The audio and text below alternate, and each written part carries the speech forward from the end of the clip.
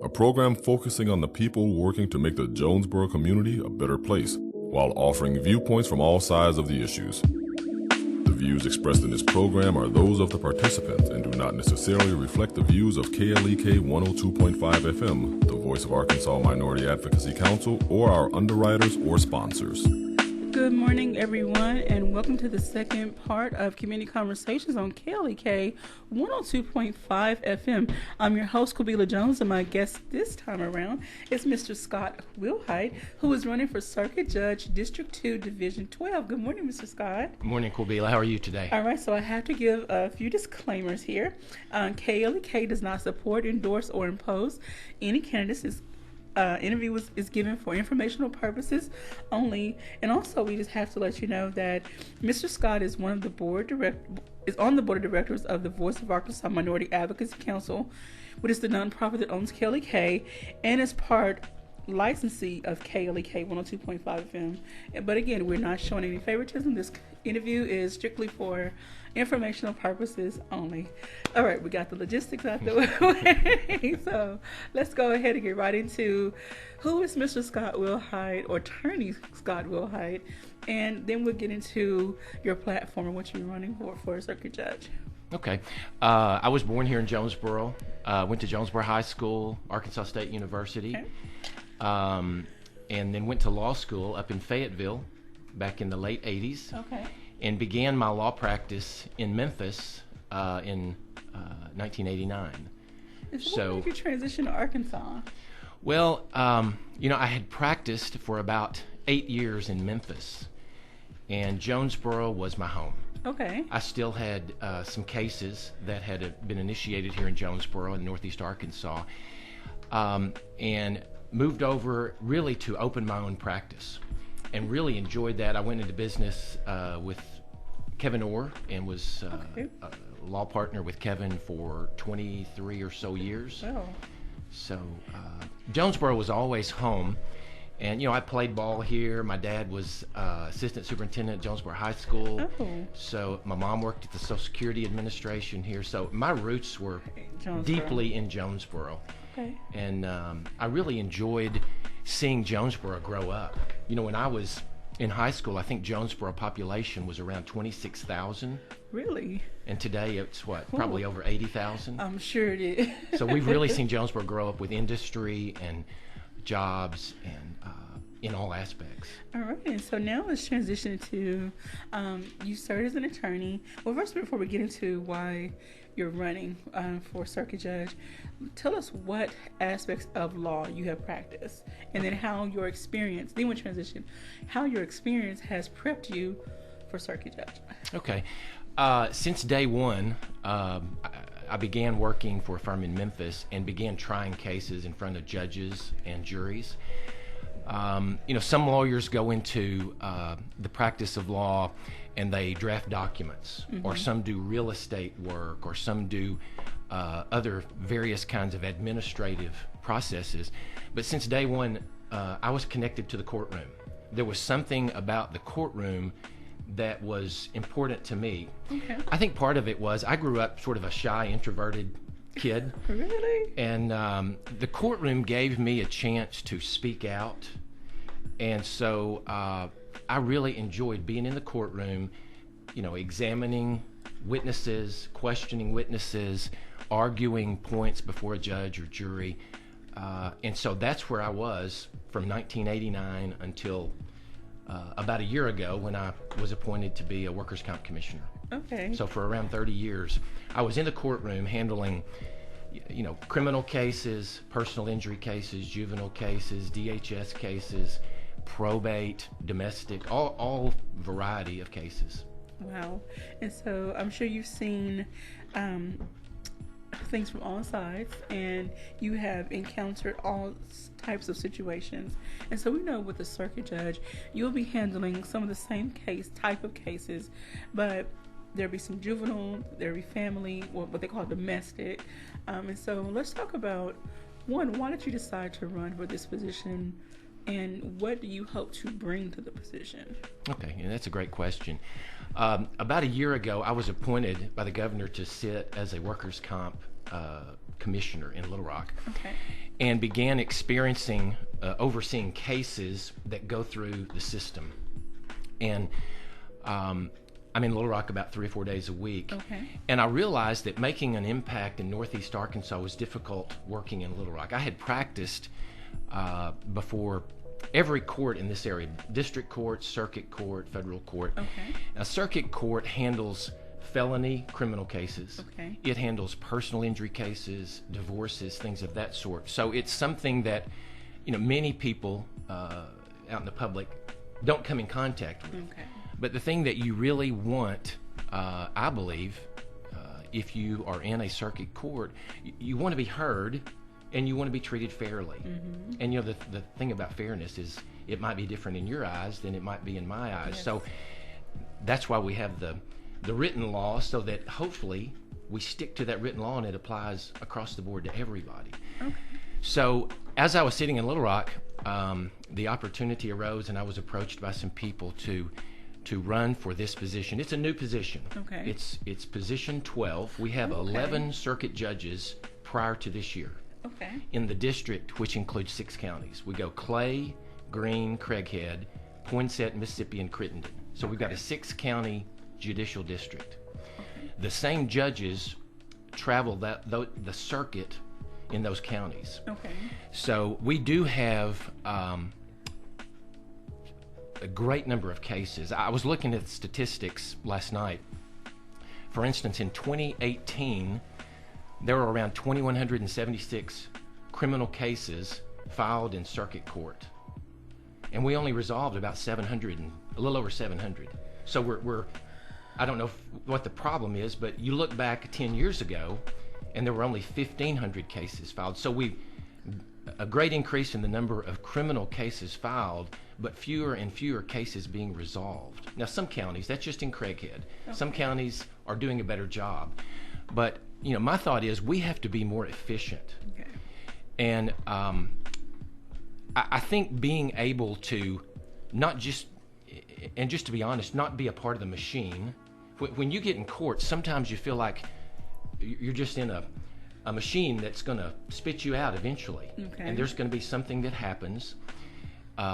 What we want to do is be willing to change. Okay. And I think we need someone in this circuit position who has a heart for change. Okay. And the 2 things that I feel are most important is we respect the law and we value people. Value people. So, respecting the law, my thought is, I alluded to it earlier, we have a written law. Okay. They may be criminal statutes, they may be rules of evidence, they may be rules of civil procedure, but we have written laws, and they're intended to apply equally to everybody. Now, we all know that some people have public defenders when they go in criminal court, and some people have private attorneys. So the playing field does not always appear to be level. Yes. But we want that to happen. So the written laws, we are intended to apply across the board to everybody, so that there is fairness. It's not your view of fairness or my view. It's the way the written law is stated. And so valuing people, my thought is, especially in criminal cases, we want people to be productive. We want them to be successful. Sometimes, crimes happen that are so harsh that, there has to be punishment. Yes, and that's a part of it, but rehabilitation is also a part of it. Okay. So, that's really my thought is, if we respect the law and we value people, we'll have a successful legal system. Okay. Now, over the course of the week, I know you've tuned in to some of the other interviews, and you may have seen some of the common questions, recurring questions being asked about protection of those with mental health / disabilities, and then those in the juvenile realm.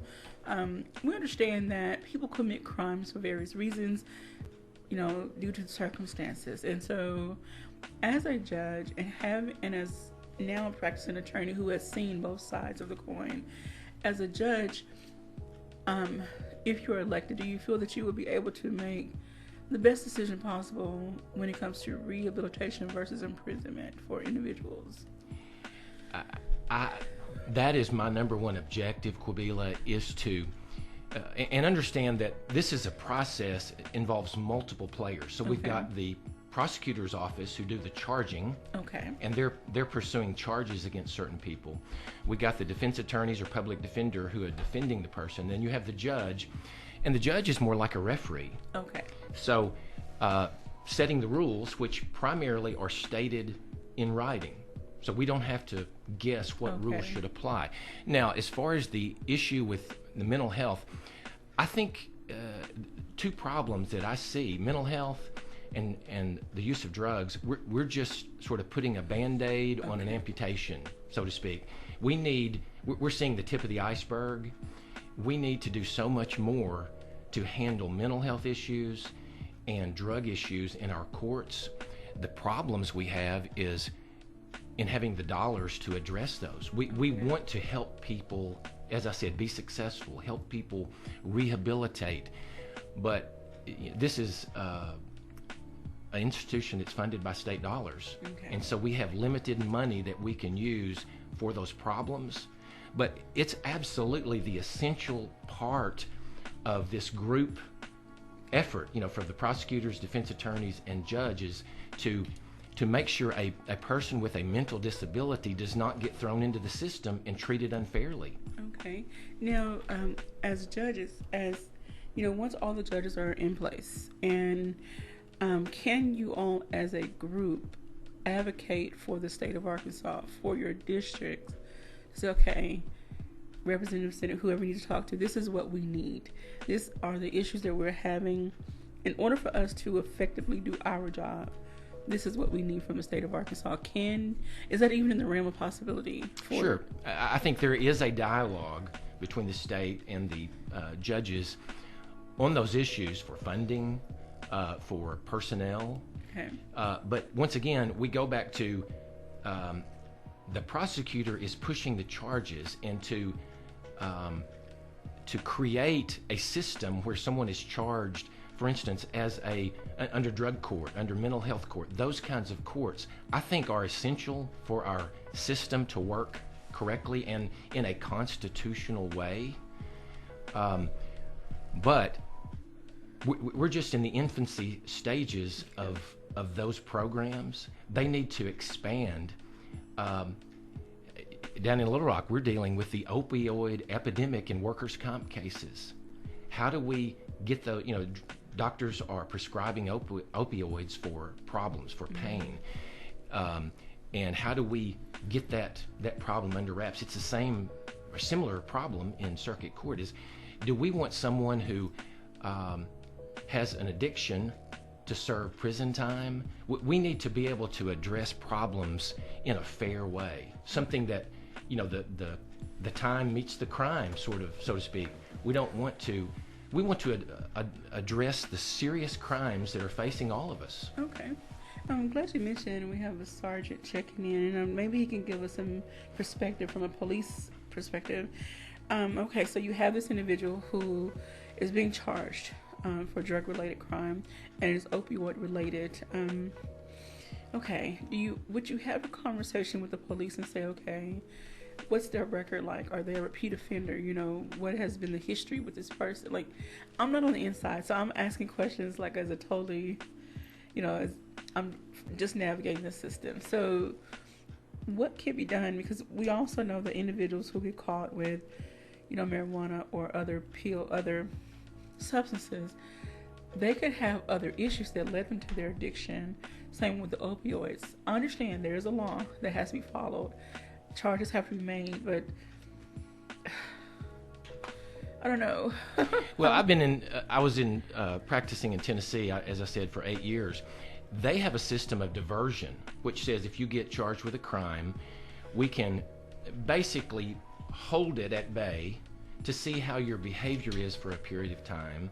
And then if you act right to show that you have changed, those charges can be dismissed.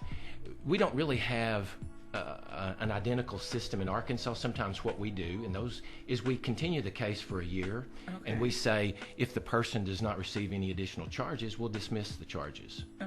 So there are ways to handle that kind of behavior. But, for instance, a DWI case that's generally in district court, which is not a felony, we have someone meeting with that person charged with the defendant to see if they have a problem. You know, I don't see why we can't do that in drug-related charges to see if there is a dependency problem or other issues. Excuse me, I'm sorry. I think it's that time of year, isn't it? Yes, Everybody's sir. got a little bit of a cough. Okay, so I would like to see, again, I don't know all the laws that are on the books for Arkansas or even for this district. And so I would love to see maybe some change or adjustments being made to help those that are charged with certain crimes and get the help they need, because I can only imagine that maybe some of your backlog is some of those cases that can be handled in a different manner. Unfortunately, you have to follow the law, and so No, I agree with you. I agree with you 100%. Is managing the cases that are filed. As I said, there was I think almost 2,200 cases filed in 2018, and only about a third of those were resolved. So there has to be some answer, some way to fairly resolve those other 1,400 cases. We hope that, and not to say that the previous judges are not doing their job, they can only do what they can within the time frame allotted. So we hope that, you know, once the new round of judges come in, that you all are able to make those adjustments necessary so that the system can be a little more efficient and serve the people in a better manner. We have great judges in this district. We're losing several very, very qualified, very experienced judges, but the ones that are remaining that are not opposed, we have an excellent set of judges. All right. And again, it's not to, you know, throw any shots at the ones that are leaving. It's just with every year, every time frame, you have to go back and look at what's on the books and what's present, and then make adjustments necessary to meet the needs of your community member, of the community members. And I think that's what we have to do, is think outside the box and be willing to change. But because Jonesboro has changed, the 2nd Judicial District has changed. I promise you, if you go in any sort of criminal docket, and the criminal cases filed before a circuit judge are only maybe a third of the total cases. There are lots of civil cases filed as well. But if you go in any criminal docket these days, the courtroom will be absolutely full. Wow. 10 years ago in Jonesboro, you could go in a criminal docket. There were fewer dockets per month, and they were not full. Now they have to ask everyone who's not actually charged to go sit outside. They just don't have enough room. So we've got to do more to address the increase in the number of filings. Okay. Now, we're going to hit our break in about 2 minutes or so, but I do wanted to touch on even more detail during the next segment, specialty courts, and then programs that could possibly be implemented and, you know, to, again, help to reduce that backflow, the backlog of cases. And then also for those that may have missed previous interviews or just simply don't know what the circuit judge does, maybe if you can give another breakdown of types of cases that you will see, without, of course, giving away details of any ongoing case or, you know, anything that case, you know, just a general idea of what a case will look like. But I do want to ask this, because you are an attorney and you've seen all aspects of what happens in a courtroom, as a judge, do you feel that you will be able to recognize when an attorney, say public offender, private, are trying to stall and use different tactics to kind of skirt and, you know, like delay and whatever the case? Do you have the discretion to say, okay, look, I see what you're doing here, we need to get on with the case? You know, do you have that discretion? And I'm not sure if you're talking about in the middle of a case or just generally, because a lot of times what happens if you walk into a courtroom and you sit as an attorney or judge, cases are continued. Say it's set, it might be set for a hearing today, it's continued for a month or 2 months. So that's a typical situation, is cases get continued many, many times. So you have discretion as a judge to say, no, I'm not going to continue that case, we're going to hear it today. Okay. You do have that. And on the other hand, in the middle of a trial, if someone is stalling, that's pretty obvious, and the judge has discretion to try to limit that. Okay. Now, in the case of, you know, a public defender, we know all across the nation that they are overworked. They have cases on top of cases, and oftentimes they get handed a case the day of. And so, and I know we're going to get ready for our break. Is there any way to help those individuals? I don't know. I can remember going into court, and I may have a couple of criminal cases set, and I knew the public defender probably had 20 cases set. And I wondered how each individual defendant would get adequate time with the public defender to be fair. And I don't know. I don't know the answer to that.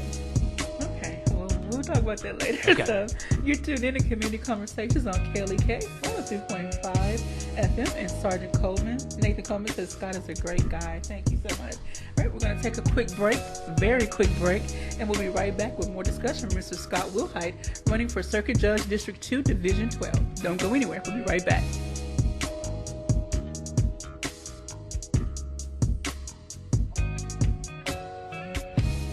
You're listening to Community Conversations on KLEK 102.5 FM. We'll be right back.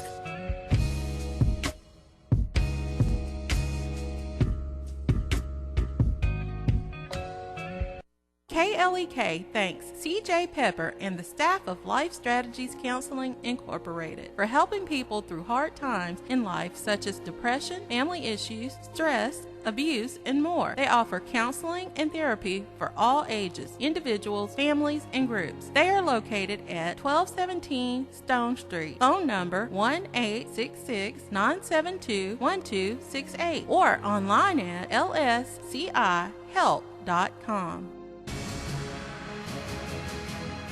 Voting is one of the most important rights and responsibilities that U.S. citizens have. About 150 million American citizens are qualified to vote, but unfortunately, many don't. And when you don't vote, you give up on a chance to choose leaders and representatives who represent your views and will do things that are important to you. Exercise your right to vote. Remember, all votes matter. And now back to Community Conversations on KLEK 102.5 FM.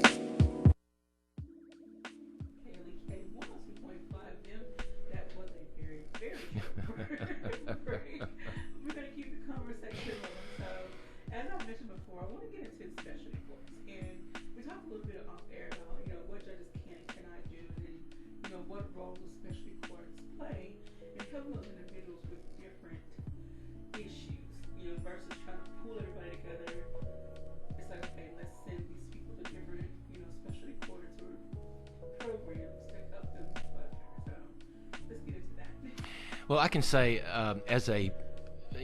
I did criminal defense as a part of my practice. I also handled civil cases, but in the criminal defense cases, I'm all for specialty courts. If you step back and look at it broadly, some people have a problem because it treats different people differently.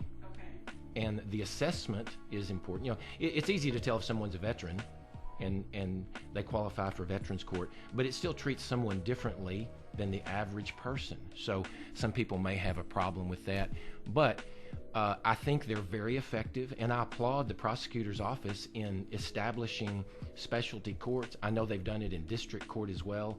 Judge Fowler and Judge Bowling have been involved in, I think, approving and acknowledging that. But from my vantage point, it's primarily the prosecutor creating a different group of people and how they're treated. If you have a drug problem, the question is, how do you qualify for drug court? I have clients in the past who may have not done, checked off a certain box, so they couldn't qualify. So that's an issue of who does it apply to? It's somewhat subjective, and so there's no doubt that drugs are a huge problem. Not as much in Craighead County. They are a significant problem, but in the counties, Mississippi, Crittenden, Poinsett, I think they're even more so. But Craighead is becoming more and more involved in a drug culture, I believe, and we have to do something to try to combat that. Drug court is a big way to do that, because we don't want someone who has an addiction issue to be in prison if we can rehabilitate them in some other way that allows them to be productive and successful and still be treated, in line with other people. Okay. Looking at this from the juvenile perspective, because previous agency I worked for many years ago, we dealt with juveniles. Even though we dealt with parenting, we had clients that had to go to behavioral facilities for behavior issues like CYS and some other places. And so I don't know, there's a place called the Lord's Ranch. I don't know if it's still in operation. However, I don't know exactly how many of those facilities are operating within Arkansas, but would something like that be an option versus sending children or juveniles? Okay, sending juveniles to, say, jail, a detention center, sending them to a place where they have to now learn some personal responsibility, work ethics. They're in an actual program that's teaching them something and keeping them busy and occupied in a productive manner versus them just sitting in a jail cell and doing nothing. Absolutely. I mean, I think that's one of the most heartbreaking issues is when you either go to juvenile court and see someone. I can remember being in juvenile court one day. I've got my client sitting back in the back, and a little boy, probably 6 years old, is standing in front of a judge, and he hasn't gone to school, and he's got a little bit of trouble, and no one shows up. No parent shows up. It's heartbreaking. Or if you have someone who's, say, 16 who commits a significant crime, and you wonder what happened. How did someone that young do something that serious? Those are issues that we have to look at. We have to consider options that will affect change. Okay. But there's also the punishment aspect of court. You have to look at both aspects, and it's a very it's almost a balancing act, and it's difficult. Okay. We have a question from Facebook. Mr. Mike Harris, thank you for checking in. He says, how would you describe your experience in criminal circuit court? Roughly how many criminal jury trials have you handled? In my 31 years, we don't have a lot of jury trials that are actually tried. But I've handled 10 to 15 criminal jury trials and 2 or 3 times that number of civil jury trials. So I've had significant jury trial experience. Okay. And I've tried cases in front of almost every judge in this district. And what side were you prosecuting or defending? I was always on the defense. I've never been a prosecutor. Okay. Always criminal defense. I've been on both sides of civil lawsuits, but only on the defense side in criminal lawsuits. Okay. I hope that answers your question, Mr. Mike. If you have any further questions, anyone have any questions, please feel free to drop them in our Facebook live feed. And just to verify or qualify that, when I say criminal jury trials, I'm talking about me being the attorney, not sitting back in an office and someone else trying the case and me being their boss, or being me and another attorney trying to. I'm talking about me personally trying the case, asking the questions, doing the jury instructions from opening statement or voir dire, picking the jury to the verdict. So I've handled personally, and I think that's important for a circuit judge, someone who's taking that role, is that you've handled all types of cases, because circuit judges, we talked about in the break, some people don't know what circuit judges do, but they handle jury trials. That's one huge role that a circuit judge has, and knowing what's expected, the rules, the law, how to handle people, that's all very important. I certainly wouldn't want to be a circuit judge if I hadn't handled a number of jury trials. Okay. But there's also bench trials where you don't have a jury and you are the person who decides what facts exist. And again, it's according to the law. Like, you have a book or so of laws, and here's the case, here's the offense, here's what's suggested, recommended. The recommended, I guess, I don't want to say punishment, recommendation. Sentence, right. Sentence, okay, thank you, for this particular case. Right. I'm asking because I'm really trying to help me and others, this. You do. You have a range of punishment based on the seriousness level of a crime.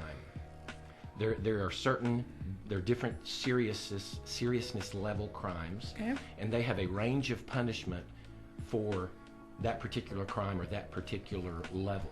Okay. And sometimes you have the option of probation or Okay. some sort of alternative sentencing. Sometimes you don't. Sometimes it's a mandatory jail sentence.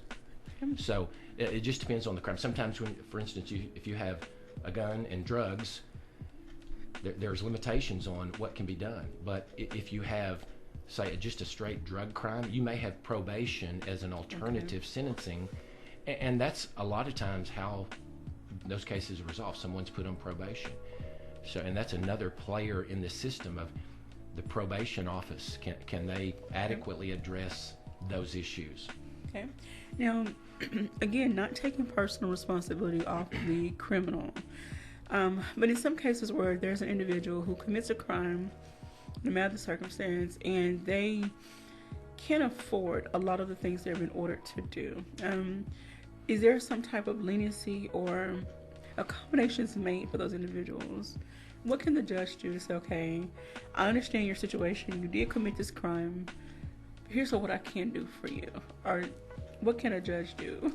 You know, one thing a judge can do is give an extended period of time to allow a person to complete certain requirements. And I'm assuming you're talking about once a sentence is imposed and the judge or the jury may say, here are the list of things you have to do. Maybe you have to pay a probation fee. Maybe you have to get a job or get your GED or things of that sort.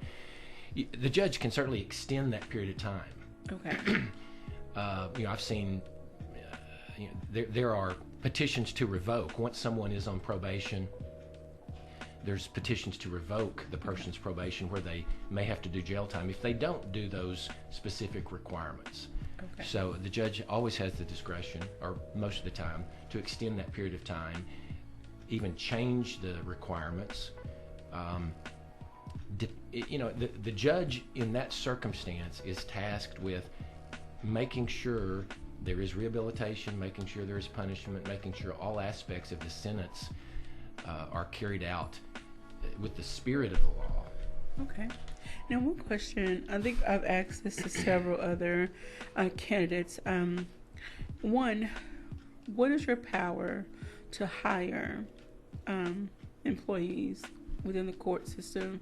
Two, we know that we don't want you to fire anyone just to put someone in their place. However, because the populations are so diverse ethnically in these different counties, what will you try to do to ensure as equal and fair representation as possible exists? Well, in my understanding, and obviously I haven't been a circuit judge in the past, the only person that I know of that a judge hires would be the trial court assistant, or that's who they retain, and that's based on the money that's available through the state. I try not to see color. I try just to see the character of a person, their heart, their willingness to work hard and be fair, do a good job. As I said, I've practiced for 31 years. I've had multiple assistants, and having a good assistant is essential. Okay. And I certainly feel that the character of a person is so much more important than any other aspect of the person. Okay. Awesome. Sergeant Coleman says, the only circuit court case I ever lost, Scott was the defendant's attorney. Thank you, Nathan. Well, and you know, I never prosecuted, so I didn't get to be on Nathan's side, but as a defense attorney, you go into court and you're looking for every aspect of the crime to be proven, and if it's not, it's your job to point that out. And I don't specifically remember that case, but Nathan's a good officer, and I've known him. I've gone to church with him and known him for a long time, so it's good to hear from him. So obviously you did your job very well. I tried. If he lost against you.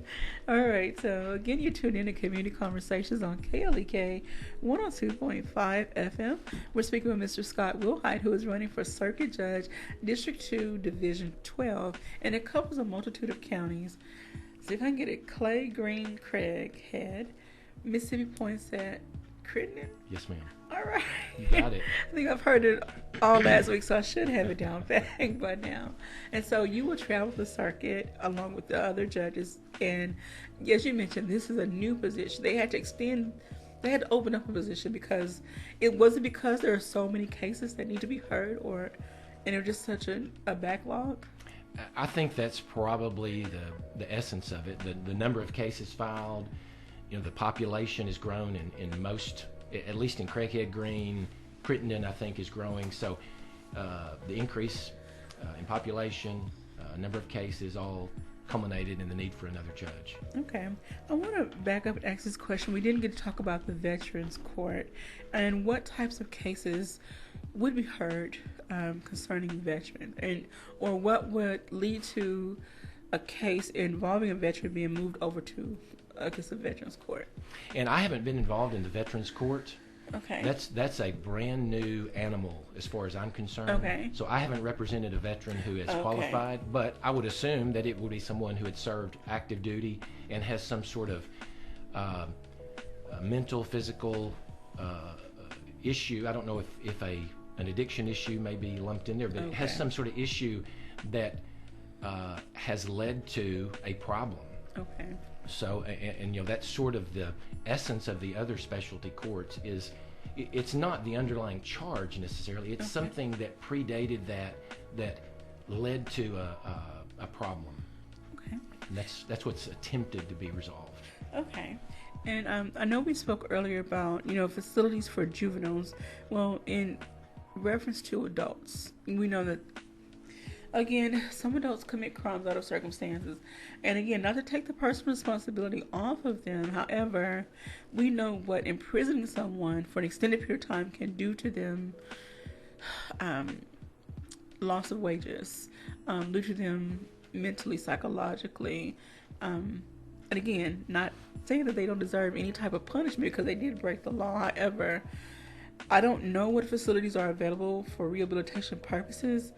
However, as a judge, can you advocate for someone to go to another facility versus going to prison, again, based on the crime?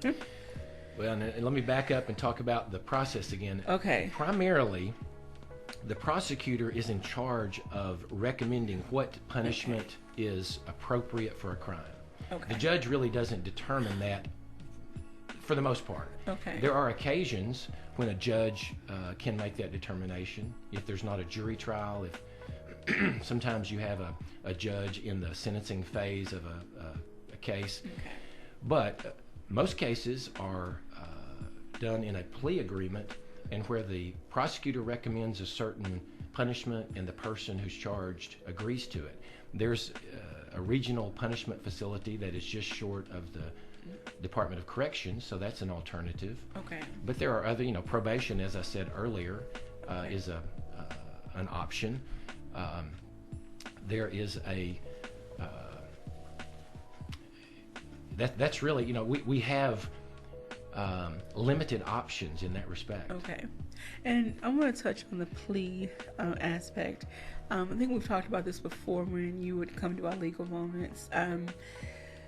Some people plead guilty, not guilty, or whatever, without full knowledge of what they're pleading to and what the extenuating circumstances are of that plea. And depending on who their lawyer is, they kind of get roped into a situation that they don't understand what they're in.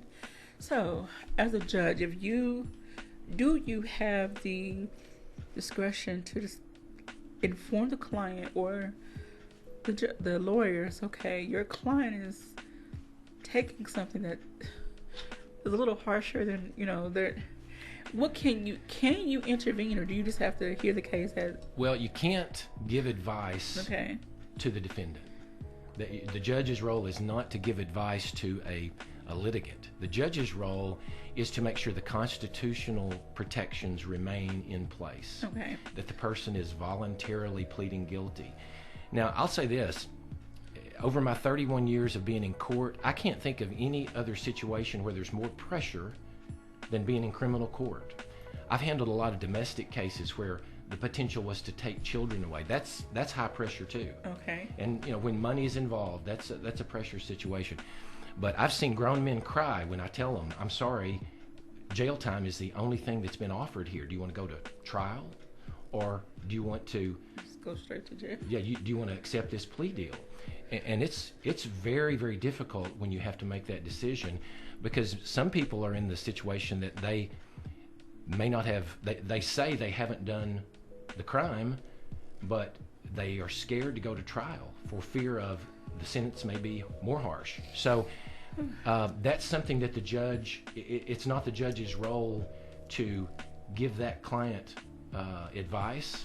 That's up to the defense attorney. So a judge determines, has the person truly, voluntarily, and freely accepted the plea deal? And sure, if the judge thinks that the person is being pushed or forced, the judge can reject that plea deal. Okay, I was wondering, again, that may fall into the issue that may incorporate those who do suffer some type of mental disability, and Absolutely. for those who may not fully understand what they're getting into. We've seen stories of individuals that have real mental issues, and they have limited capacity to really rationalize their action and their behaviors and understand that you broke the law, and they get almost railroaded into these charges, and now they're in court, and they may not have an advocate to really stand up for them, because you have a prosecutor, and of course the prosecutor's doing their job to put the criminal behind bars or whatever the case may be. So and that's the problem here, is we want to be fair to every single person that comes into court into our district, but we have more cases than we've ever had, and so we have less time to appropriate to the cases. So that is a problem, and then maybe this additional judge position is going to alleviate some of that. Okay. We've added, one more judge, so hopefully there will be a fewer number of cases per judge and more court time. But I want to try to be more efficient with the court time that we have, and when 9:30 comes around and we're in court, be ready to go and resolve cases in a fair manner. Right, so we're going to put a pause right there and take another. Well, this break won't be so quick, so we'll have a little time to breathe. So you're tuned in to Community Conversations on KLEK 102.5 FM with my special guest, Mr. Scott Willhite, running for Circuit Judge, District 2, Division 12. If you have any questions or comments, drop them in our Facebook Live feed. Thank you for everyone who has checked in so far. We'll be right back after these announcements.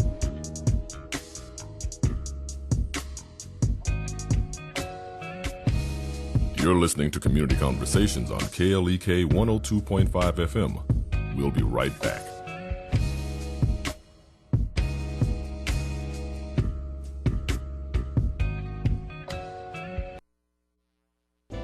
Manage your pots. This is April Anderson for Focus on Women.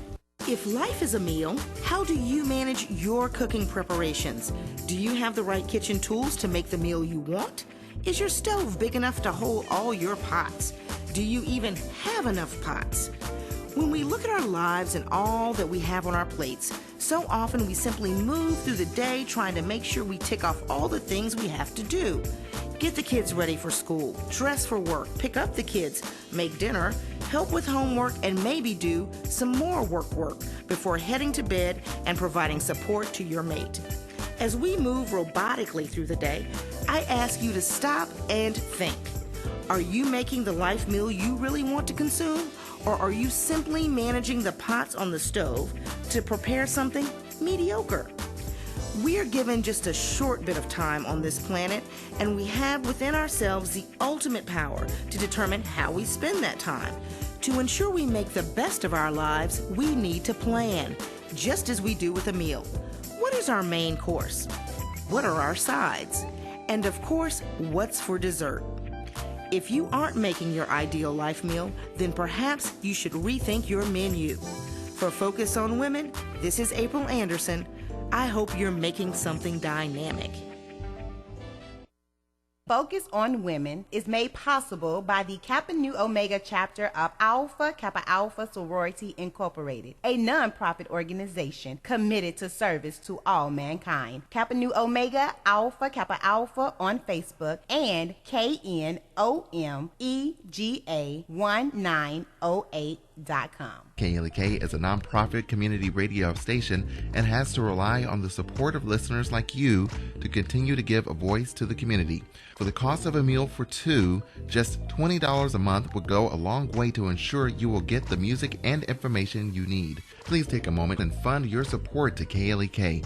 Every donation will help us continue this radio station, giving local people a voice on the airwaves. Our goal is to get 100 new donors. Please consider donating. No donation is too small. Learn more at klekfm.org. This portion of KLEK programming can be made possible by your business. Your support will help in educating, entertaining, and empowering the community by supporting local talent, serving the community you love, and providing information on issues you care about from a different perspective. Call 870-203-9951 or visit klekfm.org to learn how we can help connect you more with the community. KLEK thanks Charles and Candace Mabry and the staff of Mabry Smokehouse for their support of KLEK and dedication to the Jonesboro community. Mabry's offers Texas-style barbecue, beef brisket, pulled pork, ribs, rib tips, chicken wings, smoked sausage, barbecue fries and nachos, sides, and desserts. Located 1504 Red Wolf Boulevard, Jonesboro. Open 11 to 8 Tuesday through Thursday, Friday and Saturday. More info, Mabry Smokehouse on Facebook. Hello, I'm Officer Victoria Evans. I have always had a desire to help others in need and to be an example and role model to young women by encouraging them to never give up on their dreams. My dream was to become a police officer and to serve my community. In 2016, that dream became a reality, and it is the most rewarding experience of my life. Now I want to let you know about the same opportunity. The Jonesboro Police Department will conduct testing every month for patrol officers. Applications are available online at jonesboropolice.com or at the Police Department, 1001 South Caraway Road.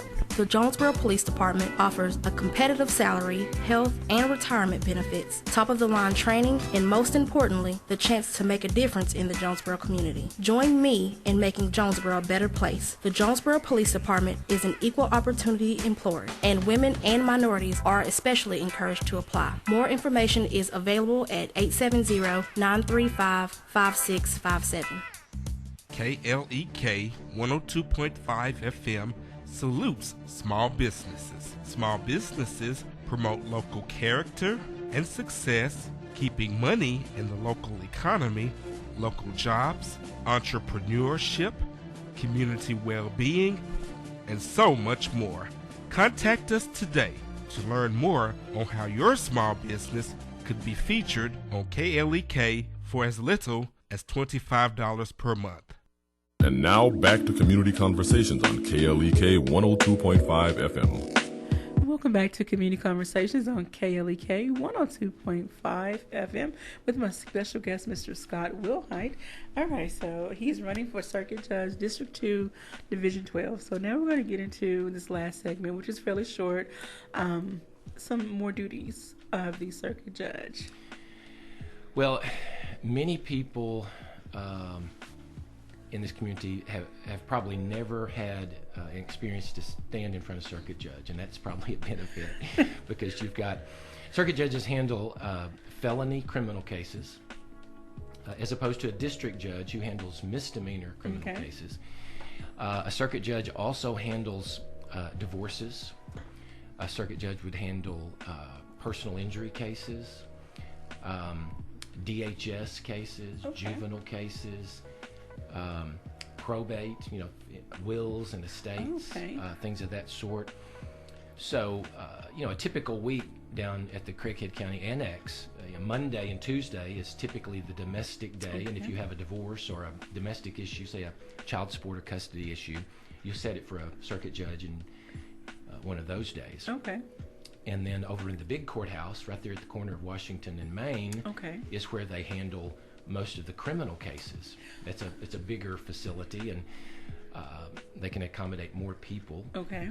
And so other days are special settings for different kind of motions. Say, for instance, if you had a personal injury case and you have a evidentiary discussion of whether a piece of evidence, a document, is going to make it into court or not, you might have a hearing before a circuit judge on that issue, or maybe a discovery issue. You want a certain document from the defendant, but they won't give it to you. You may have to have an argument in front of a judge as to whether you're entitled to it. Okay. So those are the kinds of things that a circuit judge typically handles. They also may sign a search warrant or rule on, in criminal cases, motions to exclude evidence are pretty common. If someone, the constitutional rights weren't complied with by law enforcement, sometimes there's a motion to suppress evidence.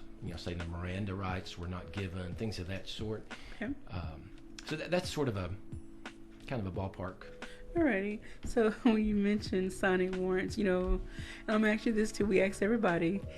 We see all this stuff on TV. How much does TV taint? Even if it's those real life court type shows, or how much does TV taint the perception of what actually happens? Well, I think it sure makes it seem glamorous. And everything, you figure out all the details and solve the crime, and everything is exciting in court. But in a typical trial, excuse me for just a second. Okay. I'm fighting off some sinus problems here. If you're sitting in court, believe me, it's not always exciting. There are times when in a cross-examination there's a real interesting point. Okay.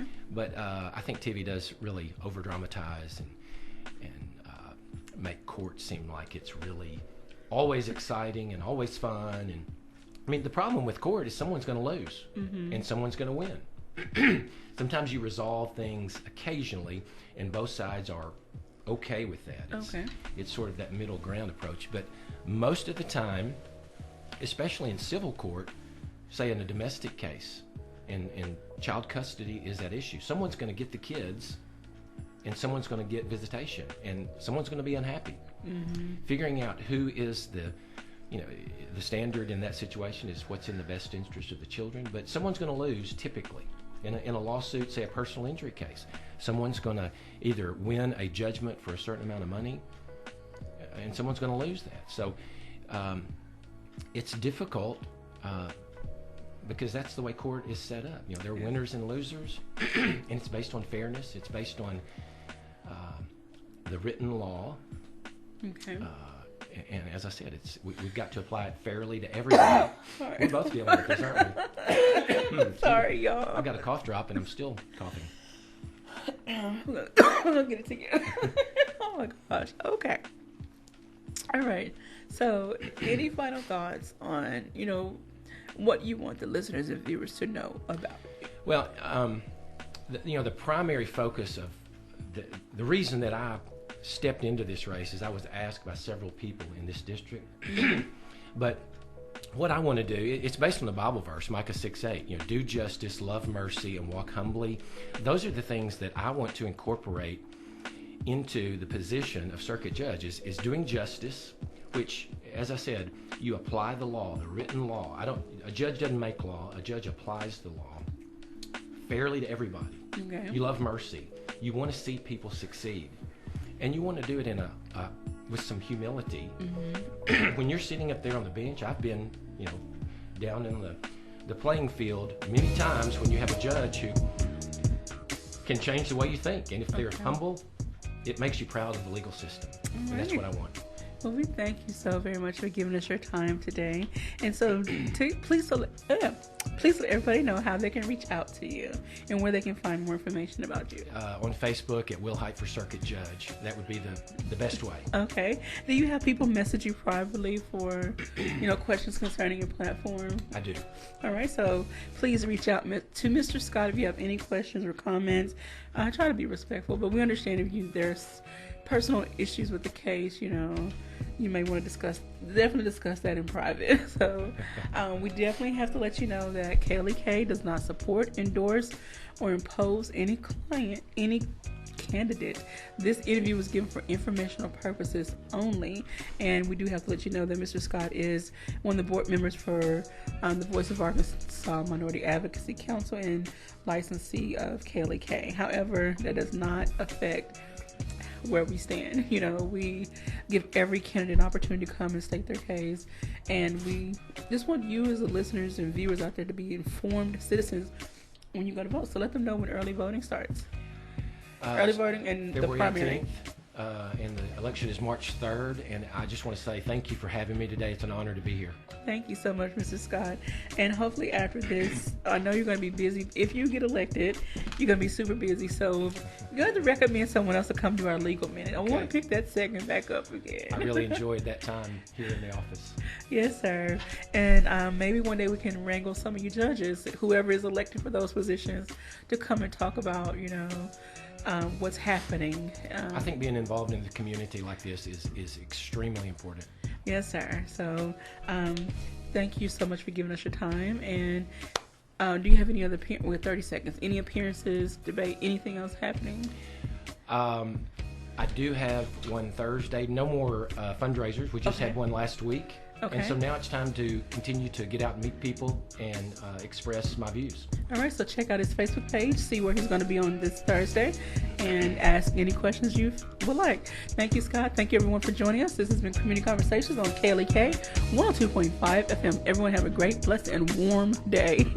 Thank you for listening to Community Conversations on KLEK 102.5 FM, a program focusing on the people working to make the Jonesboro community a better place while offering viewpoints from all sides of the issues. The views expressed